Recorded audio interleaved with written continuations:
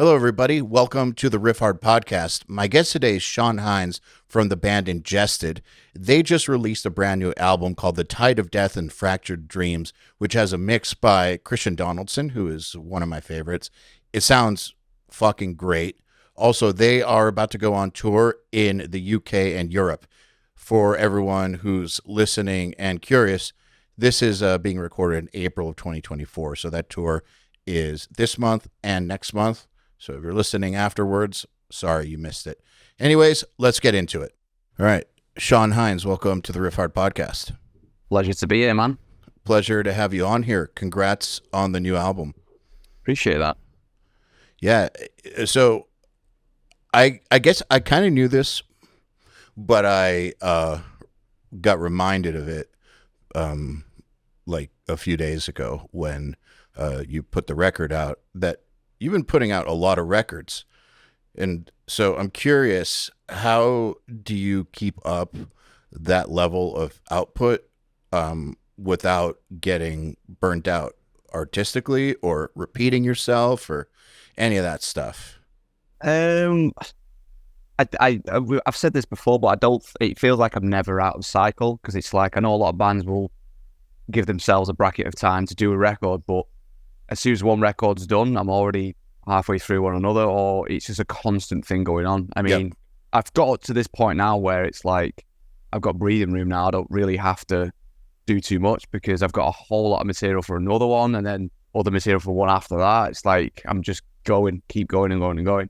I will say one thing that stops like me maybe repeating myself or give me a new perspective or some sort of new outlook is a few albums back, like 3 albums back, on When a God's Made Tread, I picked up an 8-string. Obviously, a completely different tuning, completely different guitar, completely just opened a whole lot of stuff for me, because especially on this new record that we've just released, there's only 2 songs that are 6-string, which is what we're known for, and the rest of it's 8-string. So that's kind of, that bulk of material was written within that period of having an 8-string. And then moving forward, I bought a guitar off John Gallagher from Dire Fetus, and it felt wrong to take it out at C-sharp standard, so it stayed in C-sharp standard, so I've got to keep it in the Dire Fetus tune, and lo and behold, wasn't a plan of mine, but I started writing on that as well. So just different tools give me the inspiration, and I guess that gives me a creative thing to line to keep going down, I guess. I think that's actually a really good insight. I actually did the same thing on the new Doth. I just wanted to make sure that no matter what, it felt like a new era. And like all our old stuff is on 6-string, and so definitely there's a lot of 6-string on this, but the singles we released last year were on 7, so I wanted to make sure that what went into the album, even though it would still have 6 and 7, I wanted to add something totally different. It was just like, well, the most obvious thing to do is just get an 8 in there, and because there's no way that it's going to sound the same. You have to do something impossible. Different. You don't even write the same way when you're on something that big. It's like, you don't even do the same, the usual tricks you would go to on a 6 or a 7, they no longer seem to apply all the time. So it does definitely get you outside of that box. And for me especially, we were like 15 years in, and it was the same 6-string drop A, and I was like, I want something else. I need something ridiculous. So I just thought, okay, what's more ridiculous than an 8-string at the time? I was like, okay. But my intention wasn't to use it. It just happened that way, I guess. Well, the thing is, like, if you're using the same tuning forever, and I guess for me, it would be drop C is the 6-string tuning I got used to, is like, you start kind of like having go-to moves in your writing. Absolutely. Yeah. Without question. Yeah.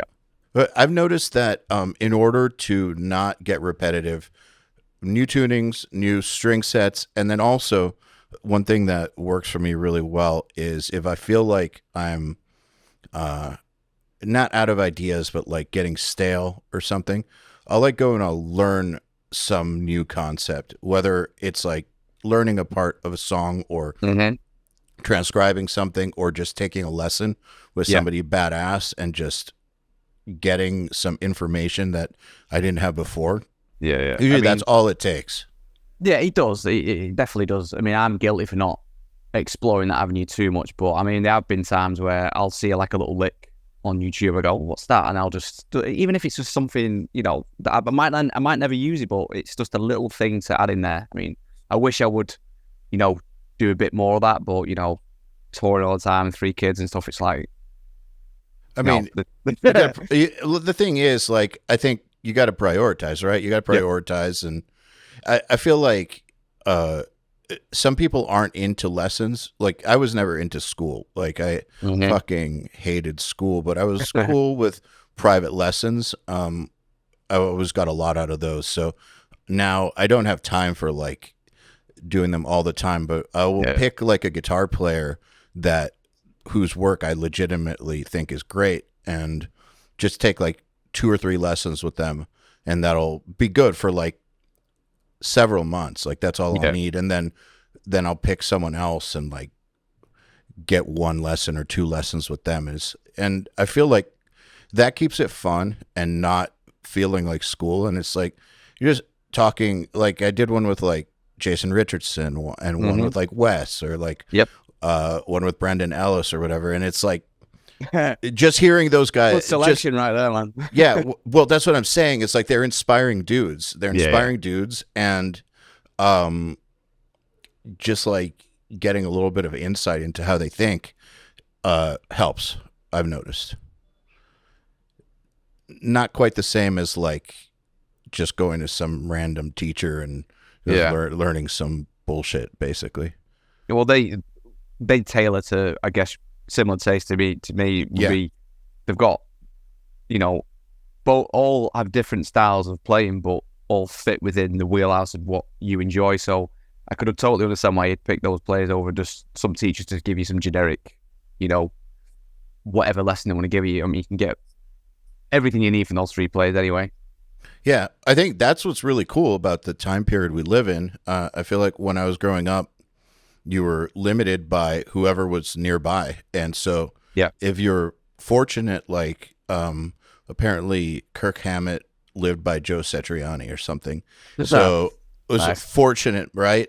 Like he just happened to be his neighborhood guitar teacher. So from what I understand, I could be wrong, but I understand that's how it worked. And it's like, well, if you were in the 80s and Joe Satriani was your neighborhood guitar teacher, cool. But that's not the case for most people. But I feel like now you can just pick whoever inspires you. Yeah, absolutely. So what a weird time. I know, dude. It's awesome. I love it. What genre do you consider you guys?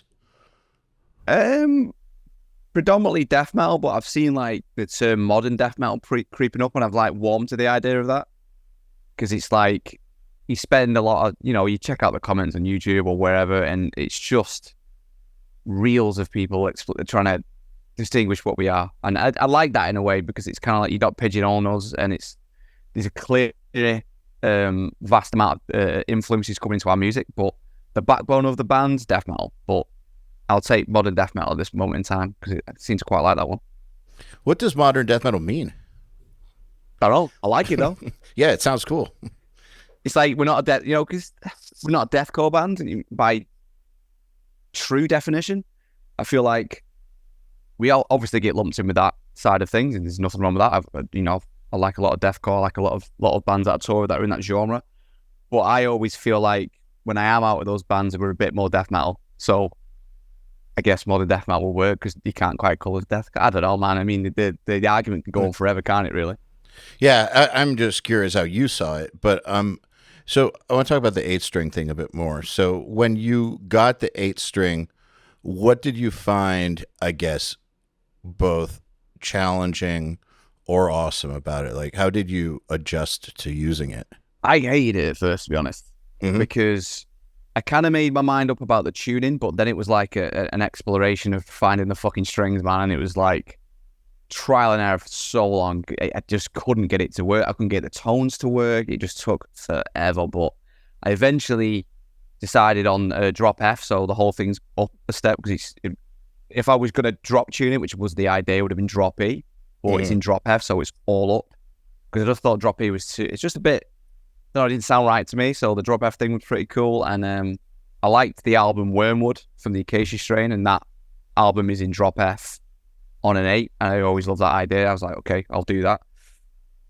The string thing was a nightmare because the packs that they had, there was like a 9 to an 80, but the jump was so big. I think it was like 66 to an 80, and it's like... That's massive. It's huge. Because the idea, then you're going to be playing bottom notes and then doing 7-string bar chords. It's like, I want to use the 8-string like I would use my 6th, which is just, you know, the bottom 3 bar chords.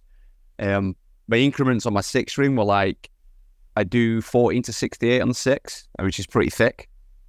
I have the 68, 56, 44, and I like that feeling of those 3 bottom strings. So I just did the same thing. I got the best I could out of the 9 to 80, and then I think I've changed it now. I've gone for a complete custom because the higher end was really thick, and off the top of my head, I think I went to a 9.5, and then in the middle's kind of fucked up. But anyway, I'd throw away the bottom 2, which was like an 80 and I can't remember. But I do a 78, 66, 54. So it's the same increments of the, you know, that was my theory anyway. And I know it's quite an unusual gauge, but it works for me. And but it feels balanced, right? To me, it feels balanced because I'm used to that kind of, I guess, that tension and the way that feels. But yeah, it's one of those things, man. I didn't want the 8-string to be brutally like obvious at first because you can fall into that way of playing on an 8-string. You know what I'm talking about? The Jenny rush. It's very, very easy to fall into that.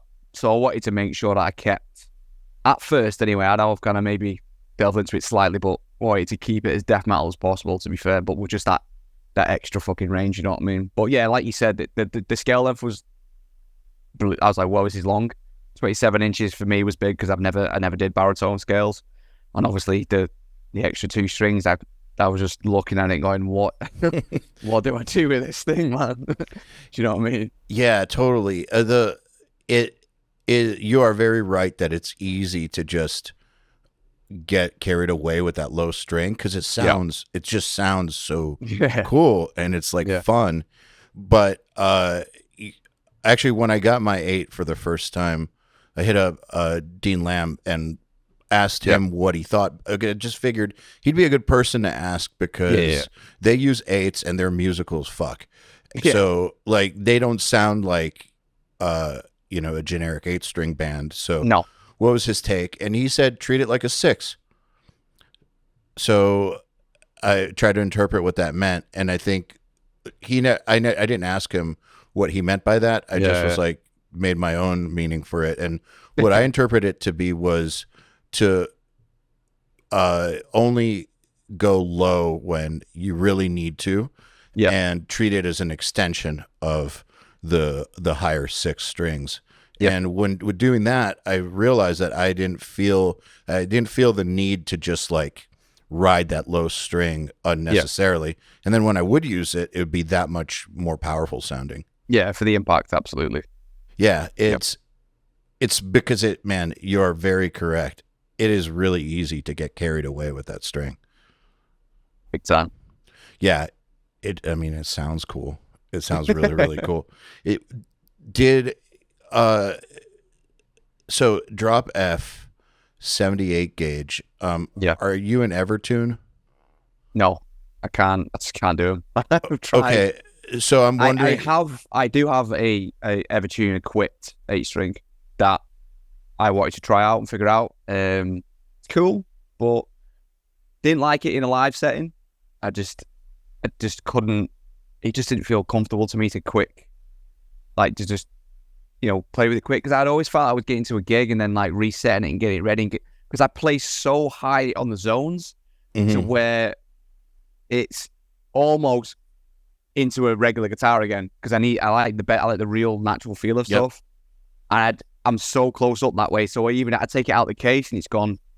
I have to reset it up again. I was like, I'm not doing this. But I had a few issues on the last album with my regular hip shot bridge 8-string, just tuning problems, and I thought it's the reason why I got the Evertune. I think I'm going to pull that one out for recording purposes.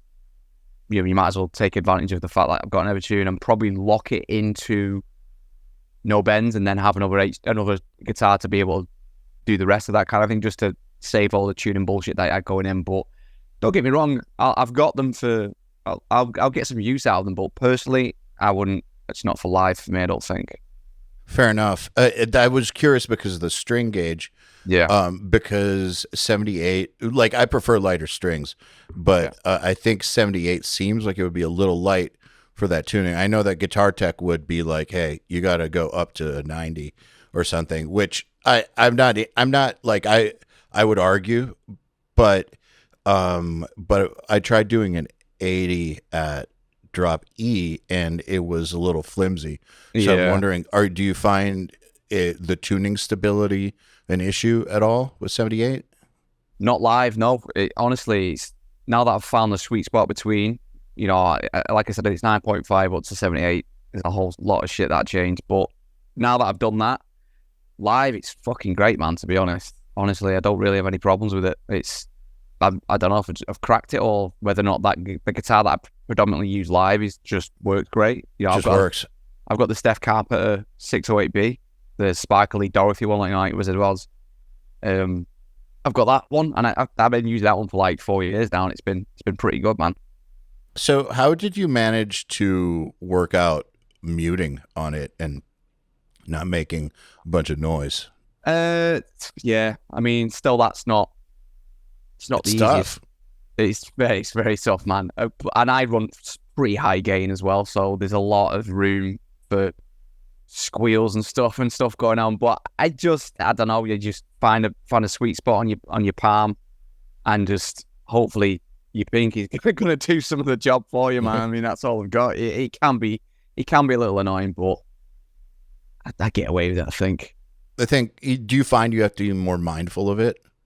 Yeah, 100%. I need to make sure where my hand is, like my pinky's falling, because any little scratch, and it's like sometimes you'll know you've hit something, and there's so many strings to try and find it. Like, fuck, where we're muting it now, like something's going on. But I don't know. I think you just kind of get used to it a little bit. I feel like I've probably got used to it, but I don't know. I'm not doing ultra technical stuff on it, admittedly. So it's pretty knuckle dragger stuff. So like, not too difficult to stop that from going, you know, mental. Yeah, but I feel like anything done right is difficult. And like I've said this before, but like if you think something's easy, go watch a shitty local band try to do it. You realize it's not that easy to sound good doing like any genre. I think, like even if the genre is not like tech, it's like sounding badass. It doesn't come naturally. I think like it takes a lot of work. But yeah, I've noticed that on an 8, at least for me, the two biggest things that were tough to get around were figuring out how to mute the thing properly. Well, 3 biggest things. Figuring out how to mute it properly, making sure that I was going to the right string always with my picking hand. Oh God, yeah. Yeah. And then hand pain, like making sure I wasn't like getting like pain from holding huge chords or something. Yeah, I mean, definitely with spotting where you're going, I'll know maybe I've got like a bit of a lead bit to do, and I'll be looking. I'm like, right, where is it? Because it's like there's a lot of space there. When you're looking down on that thing, there's a lot of room. Like, so I always make sure I know where I'm going, because it can be so easy to just pick the wrong one. I know it sounds so dumb, but like it really is that easy. Just go, oh no, you know. It's like you can get tripped out looking at it. 100%. Yeah, without question. Yeah, you can look at it and like completely just like I've noticed. I'll look at it sometimes and my brain won't totally register what I'm looking at. Yeah. It's gotten better. But like I'm so used to thinking of a guitar as a 6 string that it's kind of like looking at just like a pattern, like this like huge pattern. But it's definitely gotten easier. Have you dealt with any hand pain at all?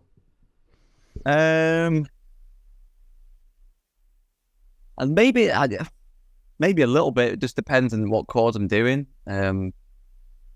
Maybe in my thumb, you know, just from it's not. Yeah, maybe in my thumb a little bit. Nothing too ridiculous, I don't think. You know, I'm not doing huge stretches or anything like that. But no, I think it's just fatigue, I guess, a little bit, just because you are like, there's so much of that guitar in your hand that you're pivoting in different ways and kind of stuff like that. But nothing too major, man. I mean, like I said to you before, I got worse pain when I started playing in C# standard, because I've been drop tuned my entire career.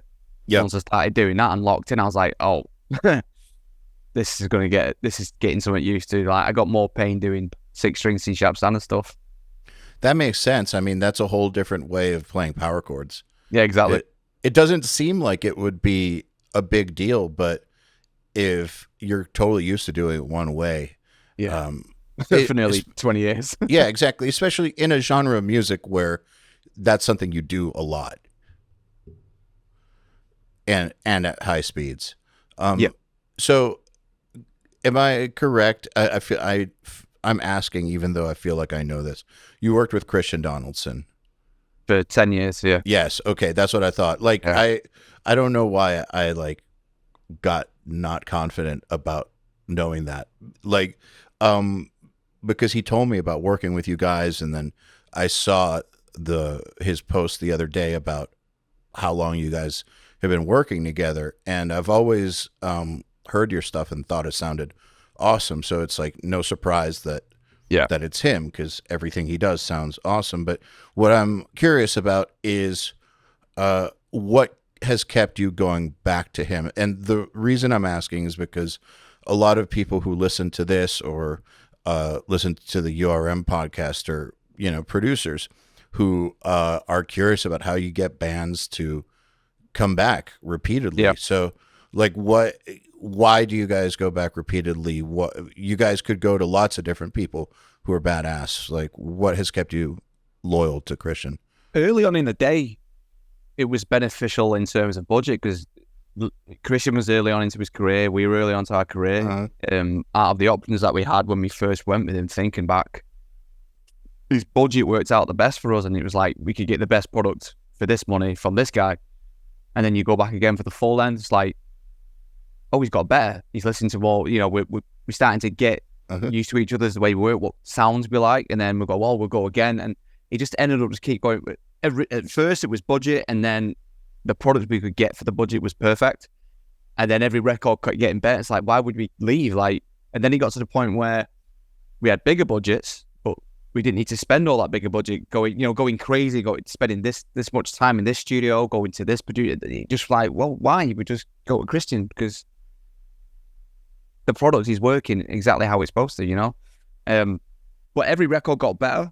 He got better. He got to a point where I remember maybe the first, because he's done 2 EPs with us, and he's done I don't know how many albums. A lot of albums. A lot. At one point, I think the last time we tried different heads on a record was probably 2018. I think he had do you remember those DAR amps or DAR amps, those fucking mental ones with all the lights in? Yes. Yeah. I think he had a profile of one of them, and so we had a 5150 and a DAR mixed together.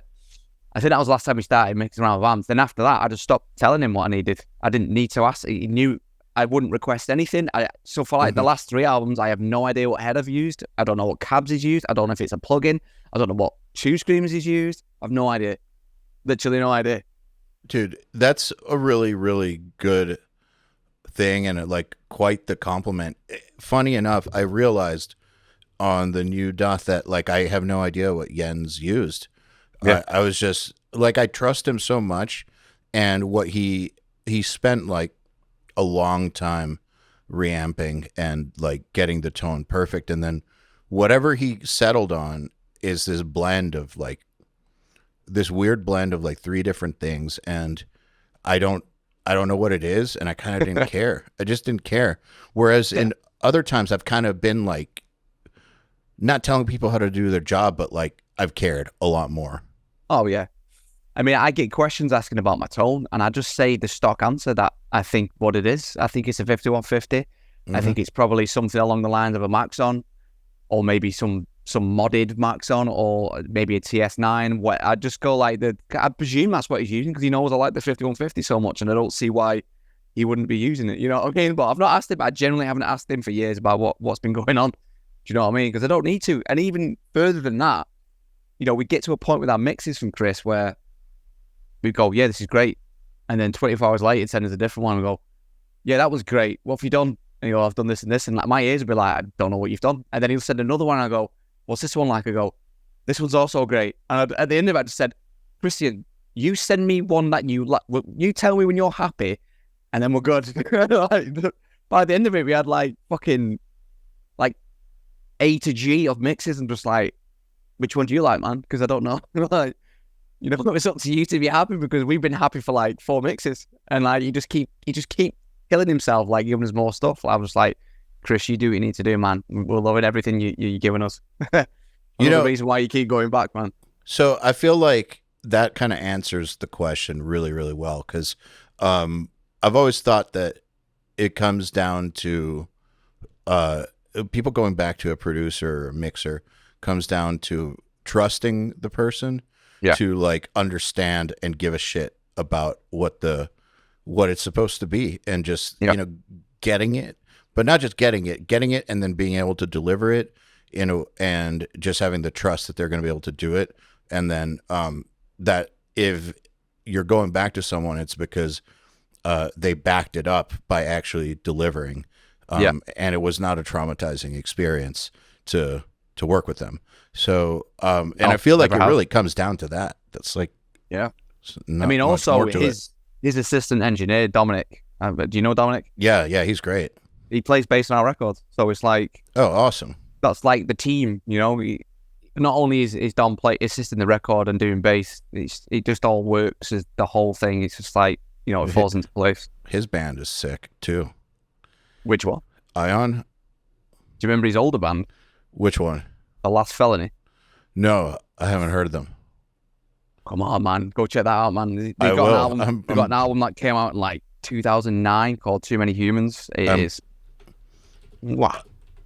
The Last Felony. Many. I'm typing it in now so that I remember. So Dom was a guitarist on that. So it's all him doing guitars, and it's fucking crazy. But yeah, that's how I knew about Dom, was from his older band, and then obviously once he joined Ion. So Ion, so they played at my house in 2003. I don't think he was in the band yet, but like... No, he definitely was not in the band at that point. Okay, yeah, so I did this CD release show for like the first Doth record, and Arsis and Ion were on tour together, and it was like Ion's first time in the U.S. and Arsis's like first tour, and so we did a party at my parents' house, and that's awesome. I remember I hadn't really heard Ion before. So my first time was seeing them play at my house, and that shit is crazy. That shit was nuts. So it was like a fucking culture shock seeing them live for the first time. Like tech hadn't really happened yet. Yeah. Like I think Necrophagous Epitaph was that year too, but like that level of tech just hadn't happened yet. So it was a total shock seeing that. Total shock. But okay, I see that he plays live with Cryptopsy as well. He certainly does. I did not know that. Well, one thing I'll say about Dom is he won one of our URM mix competitions. He won the Will Putney one. Nice. Which is pretty cool. Like there's like hundreds and hundreds and hundreds of entries, and he won by a long shot. I'm not surprised, but this was like also like 4 years ago. So he's an impressive dude. No, he rules. Yeah, he's awesome. He's one of those guys that like people would go to him because obviously he's Canadian. Like Carnifex would go to him because one of their players couldn't get into Canada, so he would fill in. But there was one time when none of the guitarists could make it into Canada, and he had to like learn the set in like fucking so much stupid like 24 hours, and then play no practice straight into a gig. The only guitar player. He's one of those guys. One of those. Okay. Yeah, he's one of those guys. So for anyone listening, we're talking about Dominic Grimard. So you can look him up, dom.grimard on Instagram. But wow, dude, I've always been really impressed by those types who can do that. He did it with us though. Like because we obviously stopped using a bass player live since our bass player left in 2019, and that's when Don started taking over recording it live. I think maybe a year later or something like that. But I think we were out with Despise Icon. Mm-hmm. Then that was also 2019, and he just hit me up like maybe fucking 2 weeks before, man. I'm going to come to you to Montreal and Quebec. I think he was coming to, and he said, "I'll play for you." I was like, "Well, you want to play bass?" He went, "Yeah, okay." Like, sent him a set list, and then there's some songs he'd never played, but I didn't even send him. I don't even think I sent him videos. I think he rocked up like in the morning. I showed him some bits, and he just went out and fucking played the live show. Like, but that was it. It was like, man, you crazy motherfucker, man. The Montreal scene, the Montreal extreme metal scene, like, I feel like I don't hear about it talked about as much as I used to. But for anyone that doesn't know, there's like basically this thing in the water. Like, 100%. If you think of like Gothenburg and Stockholm as like one of the epicenters of extreme music, or like Tampa, Florida, as another one in the 90s. I think that Montreal in the early 2000s, 2000 to 2010 was like the epicenter of like the best tech coming out of North America, pretty much. Like, so many sick people. There's a lot. There's so many bands that have come out and are just like, geez, another one? Jesus, you know? And they're all sick. Yeah. Big time. I've always wondered what it was like to be a part of a scene like that, because I've never experienced it. Have you? Nah. No. Not at all. I mean, the only scene I was part of in the UK was like the underground death metal scene.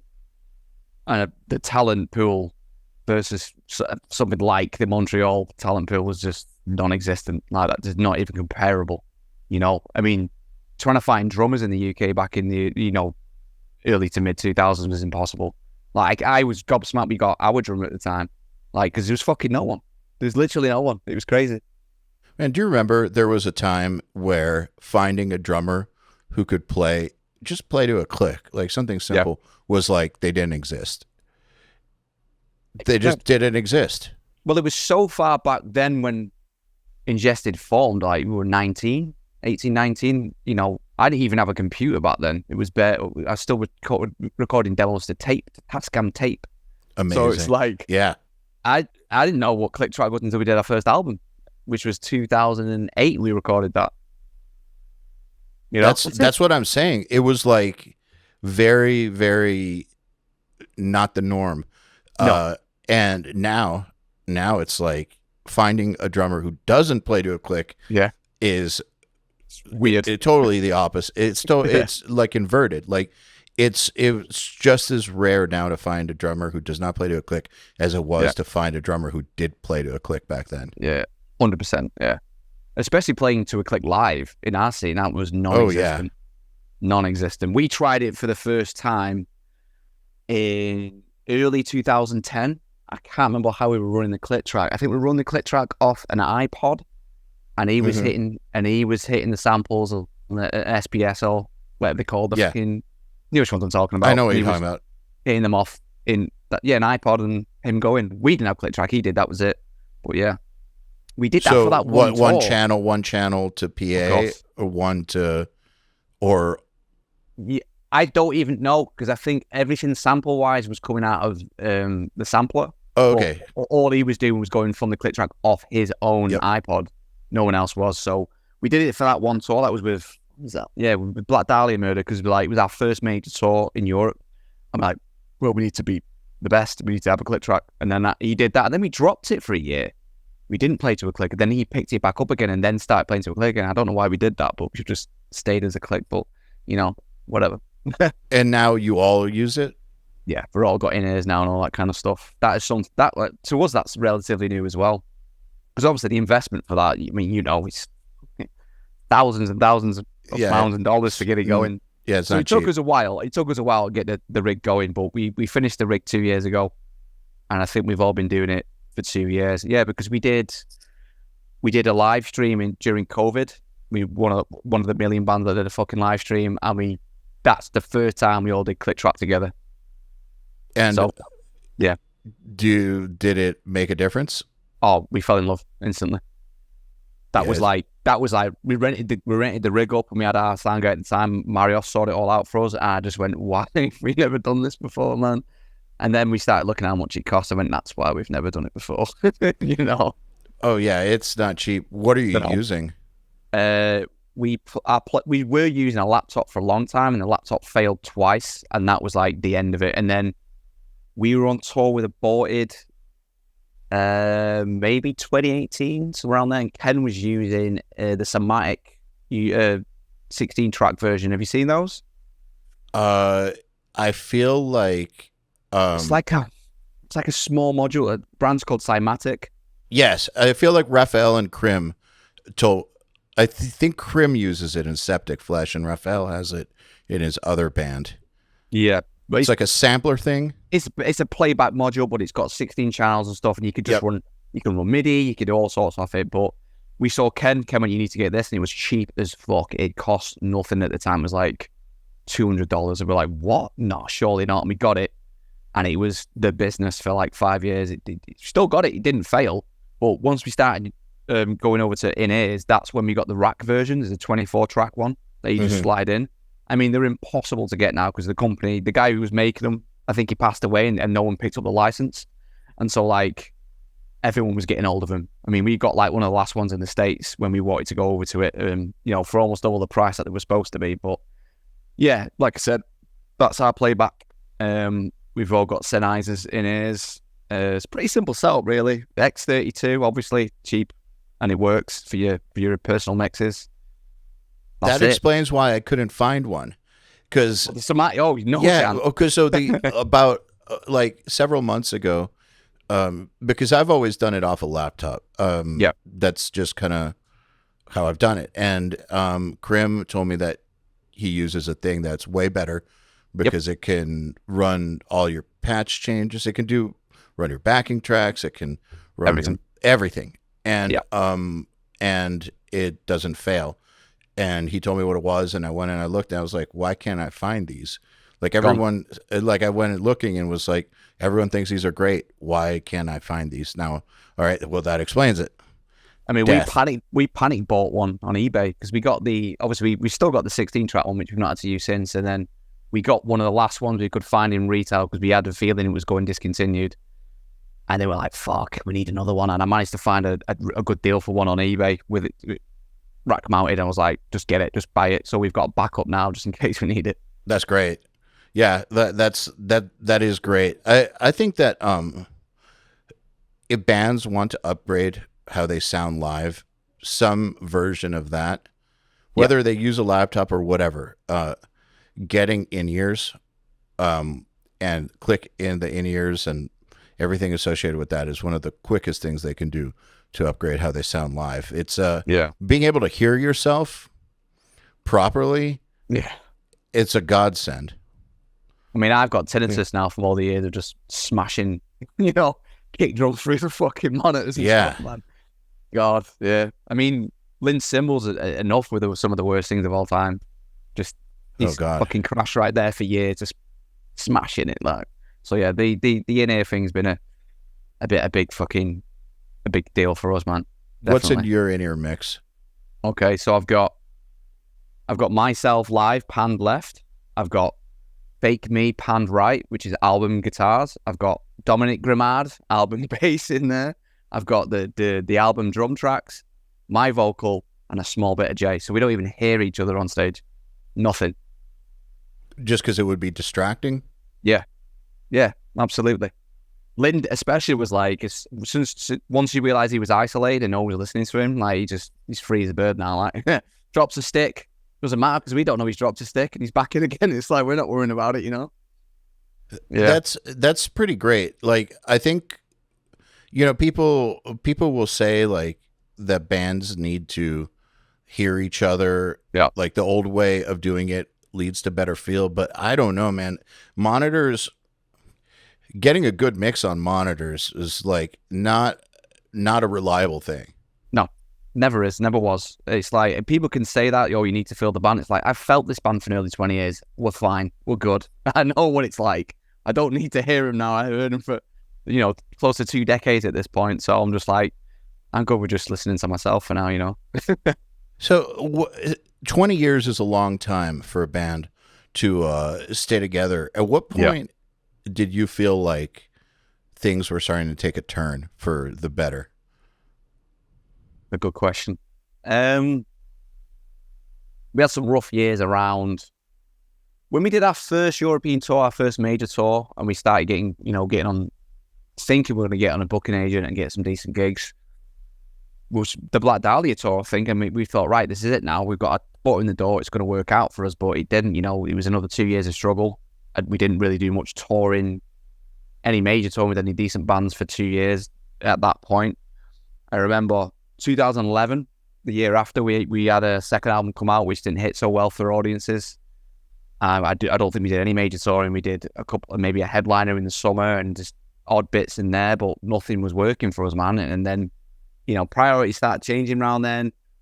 Lynn was becoming like a manager in restaurants and stuff, so he's fixated on his career at that point. Jay was doing the same thing, which is our vocalist, and our other guitar player at the time was all doing the same thing, where it was just kind of me just trying to keep plodding on and get this thing going. But we probably should have split up around 2012, 2013, but we didn't. Why? So I don't know why we didn't. I think I kept it alive just about, man.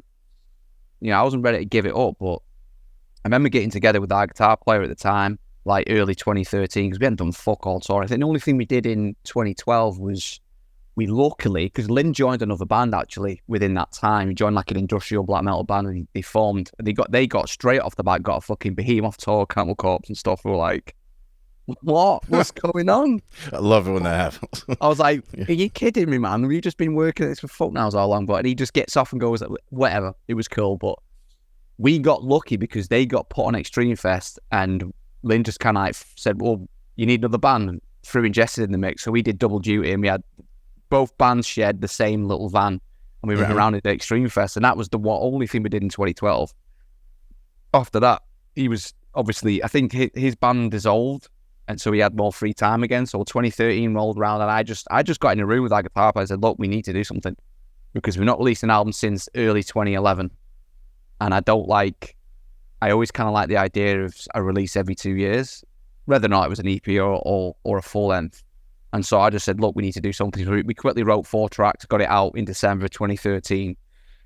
And then because we had such a good time in the studio that when we did it, we booked in straight away for the full length, just so we had something to work towards. And we gave ourselves 6 months from the release of the EP just to do that, because I just wanted to kick the band up the arse a bit and, start making tracks. And maybe at that point, as soon as that album came out, which was The Architects of Extinction around 2015, that's when things changed. That's when we all started getting back on board again, because we got our first booking agent in the States. We'd found a reliable booking agent in Europe, and we just got on Century Media. So it was all starting to happen. We did our first US tour, 2015, and then that was, right, now let's try and get something going here. But, we weren't fully committed to a full-time band, because it just, at the time, the band wasn't making the money that you could justify not having a job, But yeah, we just worked a little bit. We did the odd tours, and then we found ourselves like somewhere around 2017 where we were like, are we going to, the amount of tours we ended up turning down because we're all working, maybe if we don't turn these tours down and do them and try and put all our eggs in this basket, maybe it'll work. So basically, because Lynn was fed up of doing his restaurant jobs and stuff, he's like, what am I doing, man? I'm a drummer. And he set the gauntlet out, man. He made the decision, and our other guitar player decision said, right, we'll do it then. Let's go for it. And then they kind of like said, they had a meeting between themselves and said, if we do it, Sean will do it, because there's no way he's letting us go off and do that kind of thing. So they just went, right, this is what we're doing. Are you coming yet? And I went, yeah. Well, you've been waiting this whole time for them to. I mean, yeah. The weird position I found myself in, though, I had a decent job at the time, and then I was like, fuck, but we were kind of like not doing this. And then I just got it in my head and I went, right, I just took sabbatical from the gig for my job at the time and said, right, let's try it. And then we tried it, and it was starting to work, and then COVID hit, and we're like, fuck. So yeah, that was a year of not being able to do anything. I begged for my job back because I took 2 years sabbatical to do the band touring stuff. So when I get off tour, I had the option of being able to go in and do the shifts, but, you know, I wasn't getting paid when I weren't there. So I was in a very fortunate position there where I had some security when I got back from tour. I could work I could work when I got back. I could take the time off from when I need to take time off. So basically, it got to the end of that, my 2-year sabbatical, and they went, "Are you coming back?" And I went, "No," because at that point, the whole year of 2020 was booked up. And this was our first US tour of the year. So we're talking January, February of 2020. I went, "No, not coming back. I've got this." And then it was gone. And I begged for my job back and they gave it me back, luckily. Man, there's a lot of moments right there where a lot of bands would have broken up. Oh, I mean, yeah, loads. Plenty. Yeah, most. Fucking hell. Stubbornness, I think, has kept us together, you know? Because it's one of those things. I remember, like I said to you before, when that 2015 US tour came round, I started thinking in my mind, I was like, if we'd split up in 2013, we wouldn't be here right now. So then anytime you feel like throwing the towel in, I always thought about that moment where I could have, what if there's something else on the horizon that I don't know about? What if I give it now? Maybe that opportunity is there. So I think that's what just kept us. That whole thing just kept going, and this is where you find ourselves now. You know, obviously once COVID had finished, we tried to pick up the band again and go full time. I got my job back again, so I was really hesitant about letting that go again for the second time. But we were one of the first bands from overseas to go to the States after COVID. I think we were there the start of 2022. It was like January, February. Went out with Fit for an Autopsy. We made some money for the first time ever, and we're like, maybe there is something left in these legs, you know. I kept my job for 2 years. I kept doing unpaid leave and all this, and they got fucking sick of it after a while. They were like, "What are you doing? Like, we need to replace you." And my wife actually made me make the decision as well. She was like, "You can't keep balancing these 2 jobs and your kids. Like, you're miserable." I was like, "Fucking hell." She went, "Quit your job and go and do the band." I went, "Okay." So, well, that's cool. Quit my job, and then 2 weeks later, I was out in the US with Lorna Shore, and that was 2 years ago, and here we are. Yeah.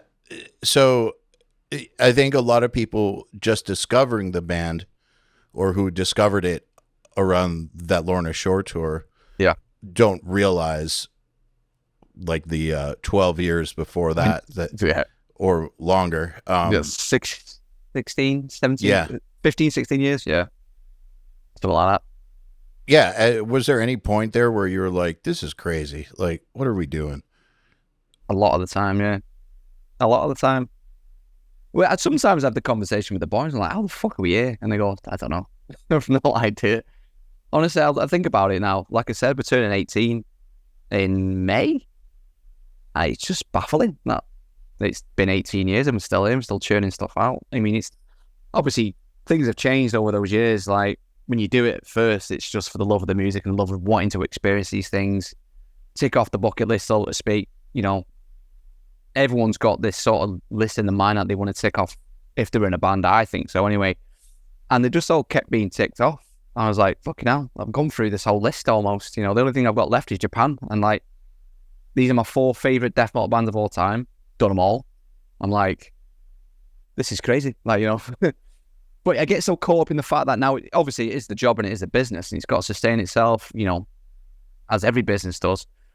So there are occasions where I've got to, like, snap out and go, Jesus, this is happening. You know, I've toured with this band. They're my friends. You know, if you told me you'd be, you know, good friends with bands like Suffocation, Dying Fetus, Howl Corpse, when I was fucking 17, I'd have, you know, chewed your hand off, you know what I mean, for a possibility of that. It's pretty crazy, man. It's surreal, but the thing I've noticed is in most cases, the metal audience doesn't really recognize a band until they've been around a while.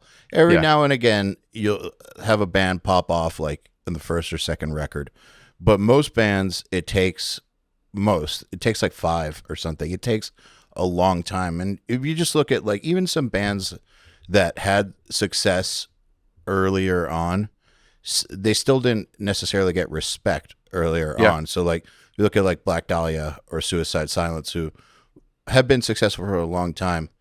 It still took like 5 albums before they got like accepted by the metal scene and respected as a band, which is crazy because they were doing cool shit the whole time.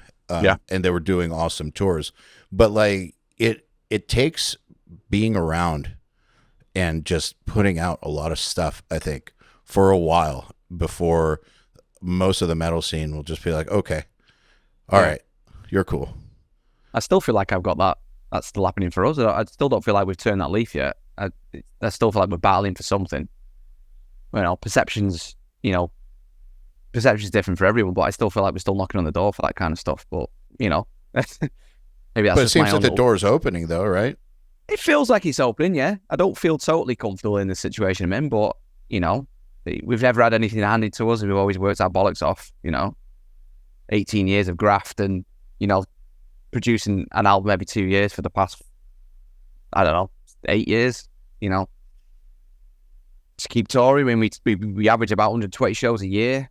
You know, we're all over the place. One of the, you know, there's not many UK bands that tour the States as much as us. I mean, it's a few bands that are making it over there now are starting to go over, but I mean, we've been going there for 10 years, and it's like still no one really gives a shit. You know, so like in the UK, the perception in the UK is definitely it's like they're always championing a British band. It's like, well, that British band's never toured there or there. They've not really reached those, you know, they've not broke that market, and we've always felt like we're fighting against something. But that's all you do: put your head down and keep going. Keep going, you know, especially at this point. I mean, it would be kind of dumb not to keep going at this point. Yeah. Like, I don't know what it would take us to not keep going at this point, because we're stubborn enough where we should have broke up, and now we're definitely in a position where things actually are working, so it would be insane to give up at this point.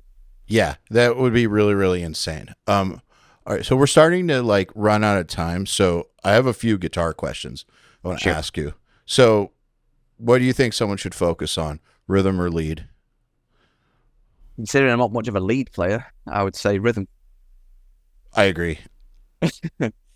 I've never been comfortable doing lead. I'll do the odd solo, the odd lead passage, but it's not my forte, man. I've always been, I just love riffs, man. I love heavy ass riffs, and that's kind of what the backbone of the band's always been, is a good rhythm riff, a good hard riff, man. So yeah, rhythm. Is that just what you've been interested in? Yeah, 100%. I've never been too bothered about leads and stuff like that. I've always wanted that heavy hard riff. Like one of my favourite bands of all time is Dying Fetus. I mean, that's just, there you go. It's a band full of hard riffs, and that's kind of like, you know. I feel like even if people want to do lead, they're still going to be playing rhythm like 95% of the time. Another thing for me, rhythm and lead, like I said, I'm not much of a lead player, but if I would do a lead passage, I was more focused on what the rhythm was doing, because I always felt the rhythm behind was so important. Mm-hmm. You might not be listening to it, but the way the lead passage or you're working with the rhythm is vital. You got that, you know, choosing those key rhythm notes behind it is really important. I find anyway. Absolutely. I mean, I've noticed that like if a lead player doesn't have the right rhythm to their parts or isn't good at it, it's kind of just bullshit. Yeah. Yeah. It's just notes. I agree. Yeah, 100%. So, so down picking or alternate? That's not really my style of playing. I can't do too much of an alternate picking, if I'm honest. It's never been my wheelhouse, you know. That sort of like Black Dahlia Murder alternate picking style. It's just never been my thing. I've always been trowel picking. It's always been that. Down picking, I'd have to say down picking, you know. We're a pretty fast band, so he ain't going to do many down picks at 270. So there ain't much room for that. So that's why I've always had to be tremolo picking the riff. So out of the two, for me, because I'm not good at it, I'd say down picking, because the alternate things just never been my wheelhouse, man. So tremolo picking, how do you build up the stamina for that? Well, when you're young and your drummer's really fast and you don't have a click track, that's how you get good at it. Just got to keep up. You're like, shit, he's going to... No. So, yeah. Does it ever wear on your forearm or wrist? I guess so. because now we are locked in the click tracks, I'd think about, I watched footage of us from back in the day and I felt like I was on fire back then because I had to be. Mhm. Now I'm comfortable in there's no weird fast tempos anymore. So maybe I've got worse at it as I got along, but I don't know. It's Probably thing. tighter at it. I guess so, man. What are real amps or Sims? Real amps. Yeah. Even though I use Sims live. What do you use? Quad Cortex. It's pretty great. It's pretty great. But I would still say real amp. Do you have it on the floor or in a rack? Yeah, on the floor. Yeah. Do you actually press it? I do, yeah. That stresses me out. See, because because there's only 3 members in the band now. When there was 5 of us, there was more people doing other things. Mm-hmm. So like our old guitar player was the tech guy, was the laptop guy, was the fucking MIDI guy. Mm-hmm. And then I found myself having to take that role and I'm still not comfortable with it. So I have to set up the rig. And if you're going to put in MIDI there as well for something that I don't really I don't want to worry about it, you know what I'm saying? Like, it's another thing to go wrong that I'm not equipped for. Yeah. So just give me the pedal board and I'll push it myself. Fair enough. You know what I mean? Well, I think at the end of the day, what you're most comfortable with is what you should be doing on stage. Don't get me wrong. There's the odd time where I'm like thinking, right, I've got to switch this channel while I'm doing this vocal. I'm just like, maybe it would be sweet right now. You know, but we'll see. I don't know. Okay, maybe so I do want to ask you about that.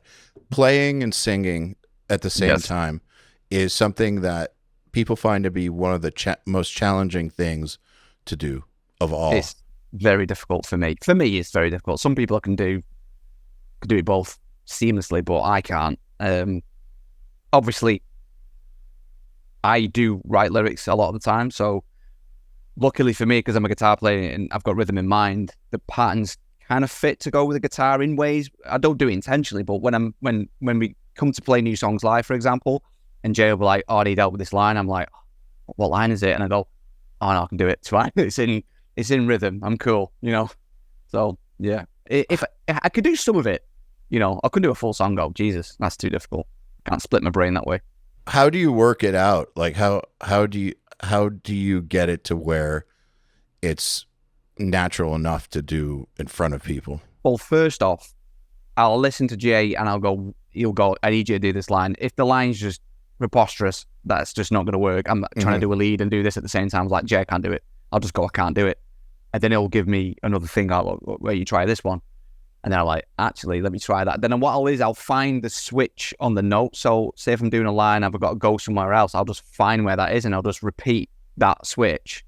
See if it's a syllable that's going with a different switch. I'll just do that one bit over and over again and the line will come eventually. And then I'll be like, okay, I can do this. But yeah, like I said, I write some lyrics anyway. So luckily, it's almost on point a lot of the time, if you know what I mean. So it's almost like it's one big movement. Yeah. And then sometimes I will write a vocal bit where I know I have to do it because I'll imagine and doing it live. It's like, there's no way he can do this verse to that line into the next verse. It's like, well, this is my bit. So sometimes I'll maybe write that in mind where I can do it with the riff maybe. But yeah, it's nothing too silly. That makes sense. That's, if I think of things that are terrifying.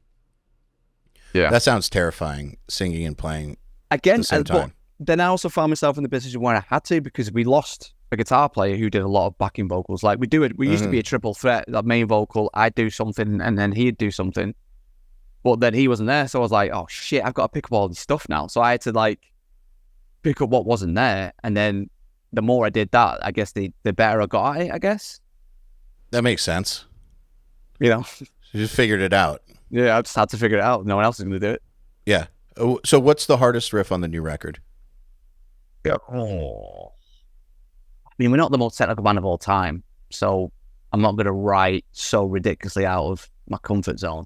The thing, this might sound like a really easy riff for most people, but if my arms aren't warmed up quite to speed and I go in cold, I struggle. The start of a song called Pantheon, it's just got this,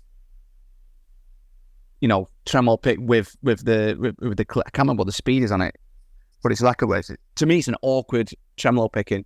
because you not only obviously I can try and picture the rhythm of what it is, like the BPM, but you go in between. You're doing a string skip of 3, so by the time you're going back and forth between the jump of 3 strings, once you get into then you go into a down pick rhythm to make up for it. Once I get into the down pick rhythm, I'm nearly gassing out, and I'm like really digging in to keep, the down pick. To me, that's the hardest on the record. I know some people blitz that, but if I go in cold and I'm not warmed up properly, I struggle once I get to the down pick. I'm just like really digging in.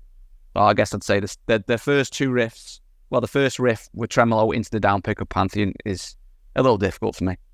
So it's a being warmed up thing, but what about the string skip part? Like sustaining tremolo across a string skip is not the easiest thing. No, it's not. I mean, I could do the tremolo's no problem, but once you start incorporating different muscles for different things, like even if it was the string below it, that'd be fine. But you're doing the energy to go between that skip. That's where the energy goes most for me in my arm. Like I said, I'm focused at doing it and making sure it's tight. But as soon as I get into the down pick bit, that's going with it, the same rhythm. I'm just like, oh, I'm burning. So how do you warm up? What do you do to warm up? I noodle. There's nothing specific. I've got no exact routine. There's no particular arpeggios I'm doing. It's just noodling. I'll just noodle and whittle about. Like, everyone's got their box of, I wouldn't say tricks, but things that you've learned over the years where you repeat the same. You'll do a sweep pick that's the same sweep pick over and over again, or just a little lick that you'll arpeggio up and down. I've just got my little box of things that I'll do just to get the fingers going. And how long does it take you in general, like average?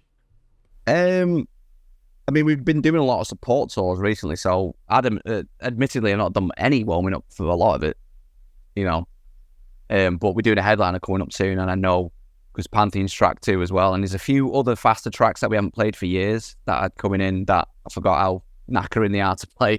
We've got a song, when's this coming out? I don't want to spoil the set list.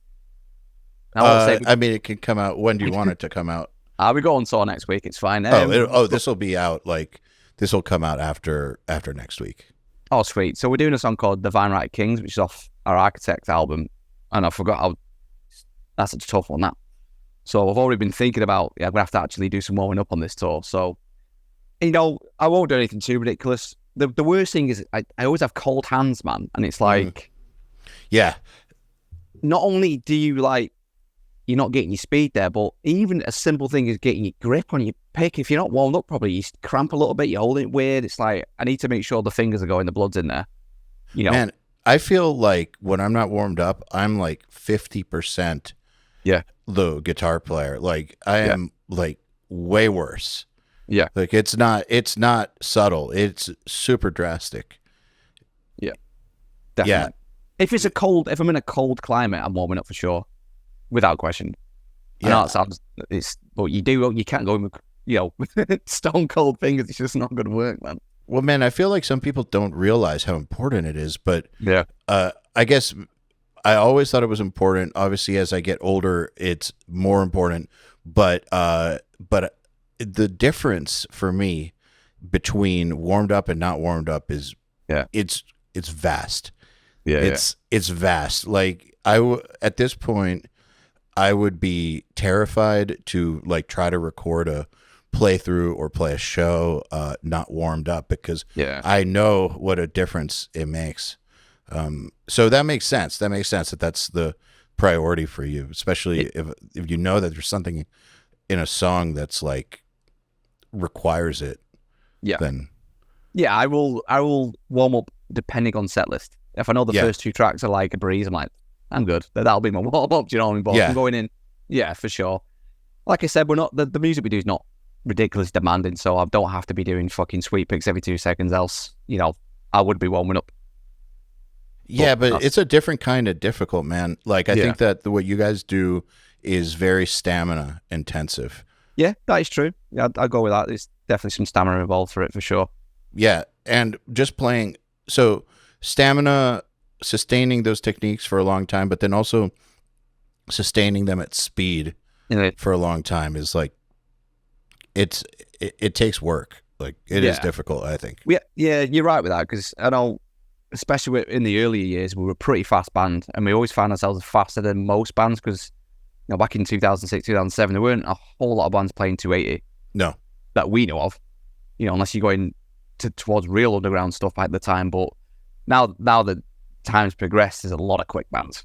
A lot of bands are real fast at this moment in time. So, yeah, I guess it's one of those things. Yeah, totally. Well, Sean, thank you very much for coming on. I think this is a good place to end it. But good. It's been a pleasure talking to you. Yeah, man. Thanks for having me. Anytime, and good luck on the tour, and good luck with the record. It's killer. I've listened to it like 5 times since it came out. I appreciate that a lot, man. Thank you so much. Yeah, man. Anytime. And yeah, like I said, congrats on all of that, and thank you. Appreciate it, man. Thanks for having me again.